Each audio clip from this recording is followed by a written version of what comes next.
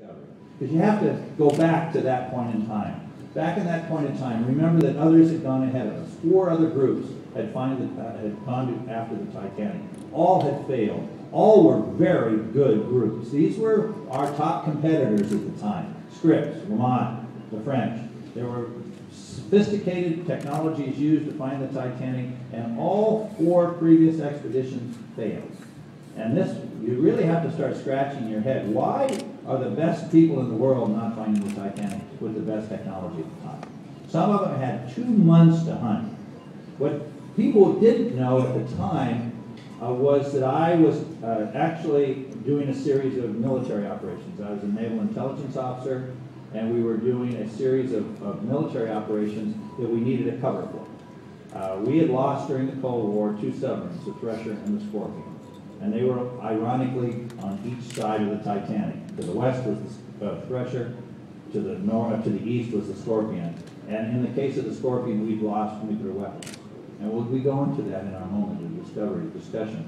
And we obviously didn't want the Soviets to know where our submarines were, so we needed a cover. And Titanic was the cover. Unfortunately, the Navy said you got to do their missions first.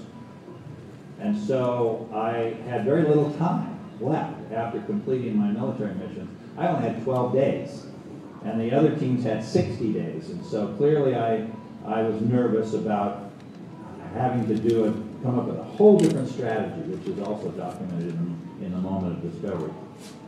But when we found it, it was in the final moments of the search. And naturally, our initial reaction was one of celebration. We jump up and down, we're screaming and yelling, we're acting very unprofessional. As you can see, we filmed it, so I can't escape it. It's right in there.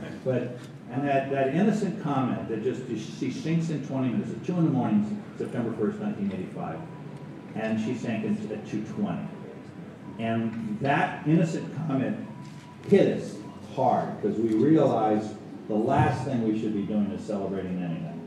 And it was like someone went in our body and hit a switch, and our emotions went from triumph and excitement to, oh my God, we're there. And particularly, this is one of the most poignant parts of our exhibit right in front of me right now. And when you're down at the Titanic, you see these giant boilers, and you see the giant bows and the giant stern, but then you come across the shoes.